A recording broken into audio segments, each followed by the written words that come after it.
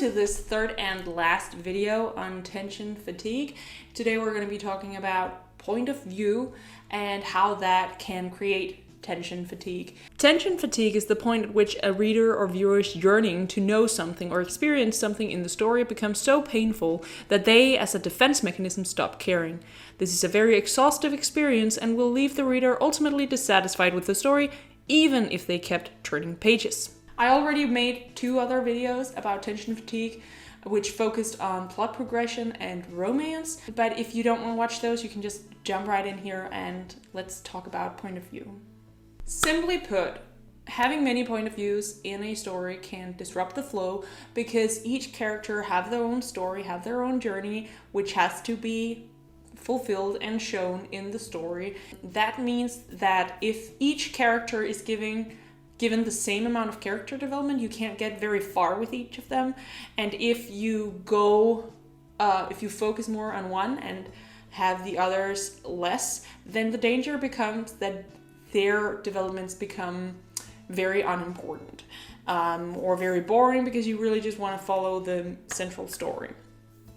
And so one way that can work well with having multiple point of views is when you have one story track or have very few story tracks where the same point of views kind of overlap. So if you have character A, B, and C, and they're all point of view characters, and they are on journey 1 together, then, if scene 1 happens from A's point of view, and then scene 2 happens from B's point of view, but A is still there and is still involved in the story, then going from one chapter to the next doesn't feel as jarring. It doesn't feel like you have to pull out of the story. Whereas if you're jumping from this track to this track, this character A is over here, character D is over here, and you're going from A to D, then that's going to create issues because you're in a flow when you're reading and you're going along your merry way with these characters, and when you're at the end of a chapter, hopefully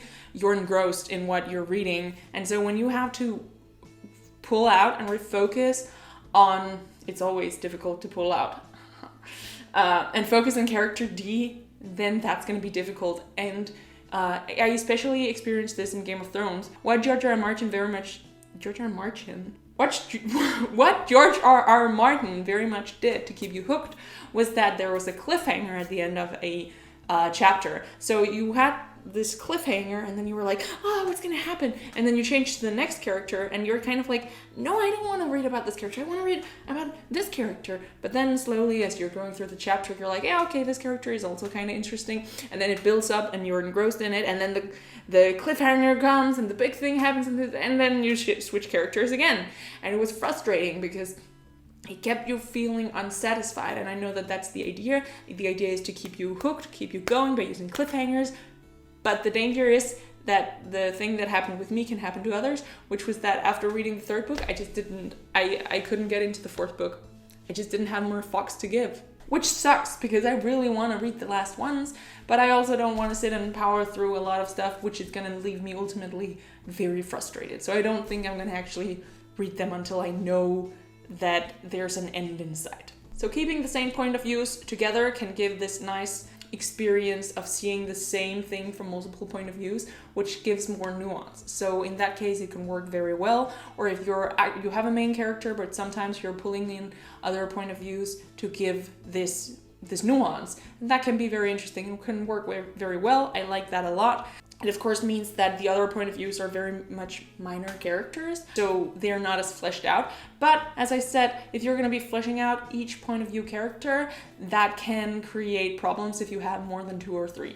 Now to talk a little bit about Six of Crows and Crooked Kingdoms, which I have been talking a lot about in this series, there are 6 point of views in Six of Crows and Crooked Kingdom, and some of them are more important than the others.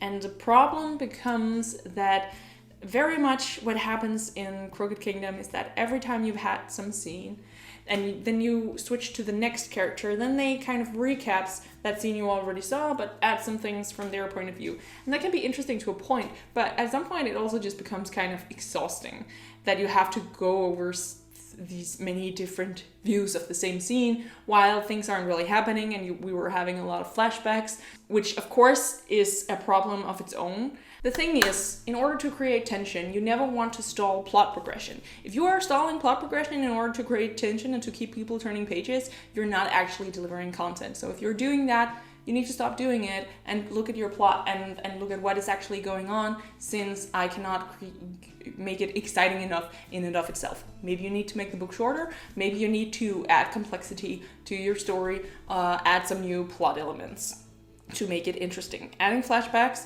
or drawing scenes out and recapping what has happened through multiple point of views is not the way to do it. Tension is difficult to master. When is it time for high-paced action scenes? When is it time for low-paced campfire getting cozy scenes?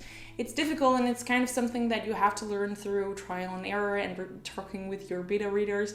And I've talked a lot about the Raven Boys and Six of Crows and The Folk of the Air in this series, and I just want to say that all of these authors are obviously very competent and made some good books, and I enjoyed them, but I also was just exhausted by them because I did not get what I felt I was promised, and I felt like when I got what I was promised, I was strung along for too long in order to get it.